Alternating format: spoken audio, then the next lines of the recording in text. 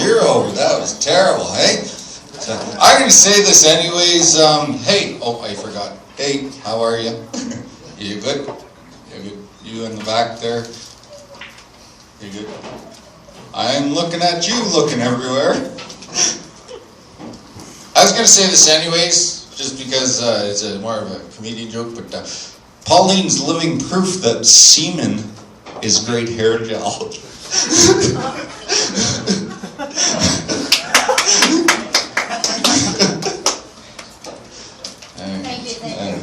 Fuck my secrets out there, you son. Alright.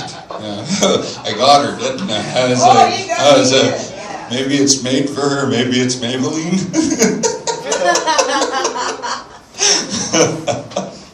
That's kind of funny. You're a funny lady. Thank you, Pauline, for always showing up and being near me when I get up here. Thank you. You're so welcome. Thank you. And you know, here's something I never do is drink some of my beer while I'm up here. I've never done this early. I've usually drank all the beer by the time I get up.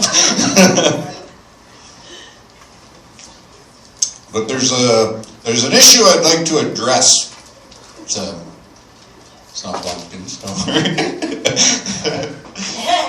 Is smoking. Like, I'm a smoker. Smokers seem to be catching a lot of flack nowadays, eh?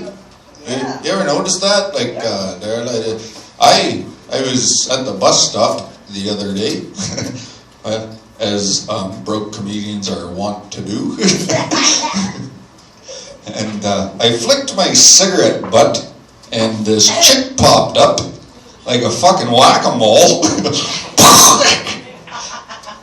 And she's like, that's gross. I was like, what's gross? I flicked my smoke. She's like, yeah, it's terrible. It's going to be there for the next 10,000 years. Yeah, how does she know that? She's a fucking Highlander?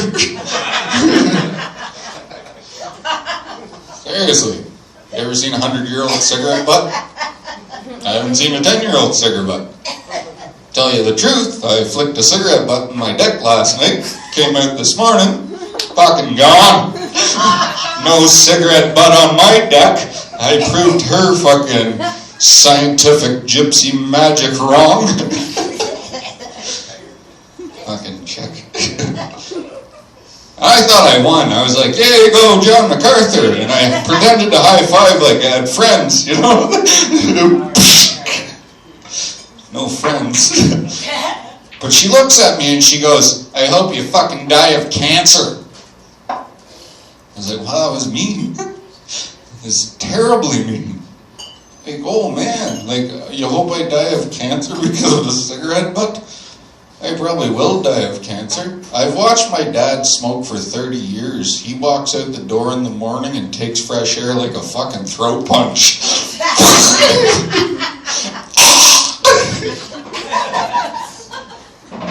My grandma used to sit around the table with these ladies. There was one lady that you could watch the wrinkles form.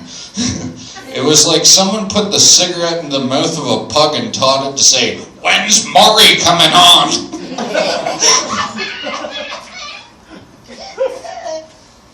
We know we're going to die. Us smokers, we're a dying breed. It's just how it works.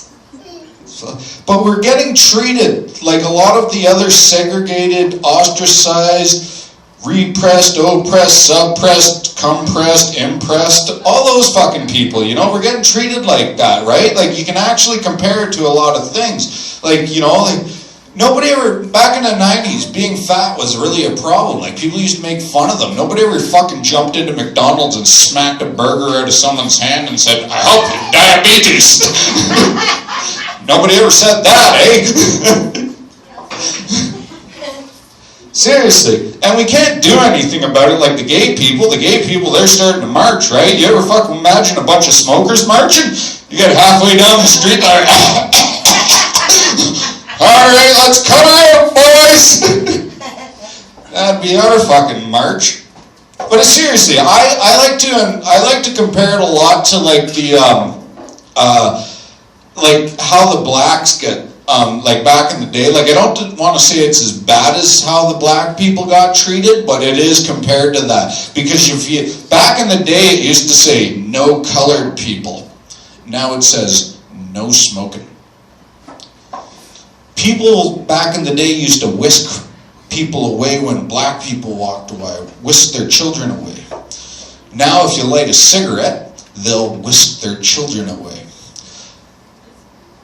Rosa Parks was upset about having to sit at the back of the bus. I can't even get on the fucking thing.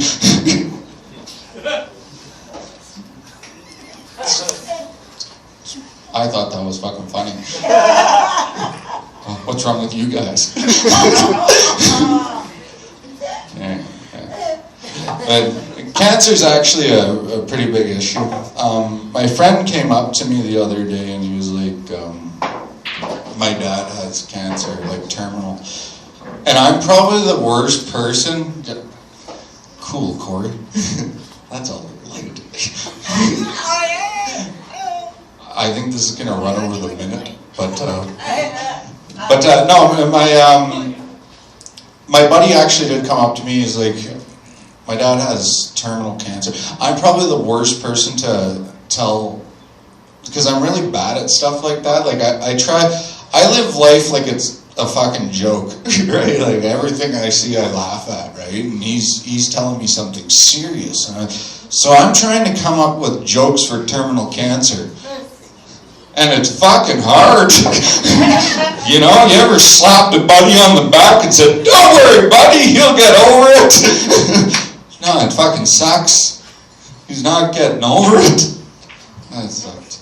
But, so I told him, I was like, look, my grandma had terminal cancer. She didn't die from cancer. He's like, oh, really? I was like, yeah. She's like, how'd your grandma die? Oh, she got hit by a bus on her way to chemo.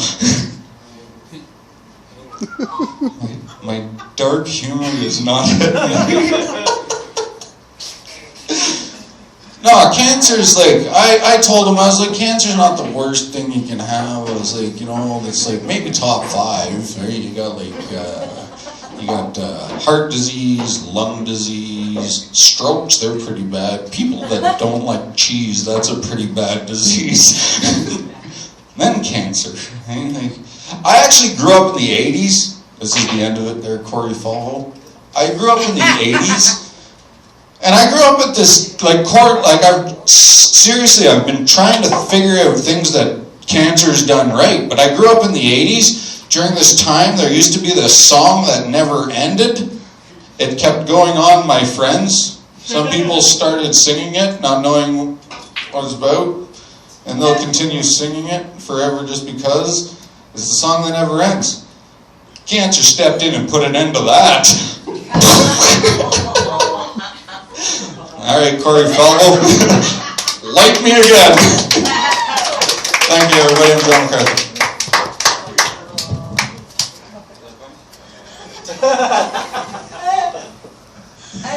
Keep it going for John MacArthur, everybody.